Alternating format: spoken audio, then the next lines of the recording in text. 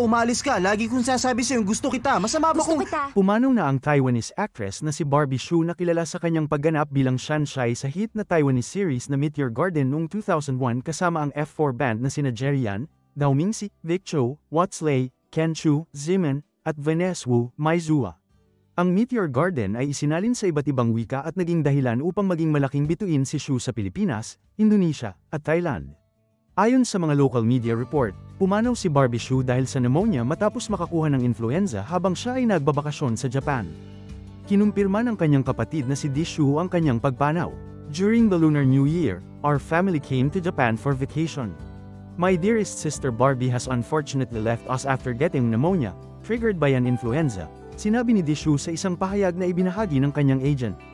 I'm thankful to be her sister in this lifetime, taking care of each other. I will always be grateful to her and remember her. Ang pagkumpirma sa kanyang pagpanaw noong Lunes ay nagdulot ng malaking shock sa mga fans at nagbunsod ng pagdagsa ng mga mensahe ng pakikiramay at condolence sa social media.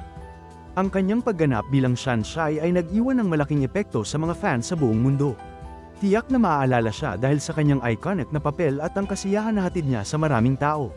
Nag-post si Ken Chu, co-star ni Barbie Hsu sa Meteor Garden, ng isang blankong itim na imahe sa Instagram, pati na rin ang isang group photo kasama si Barbie Hsu.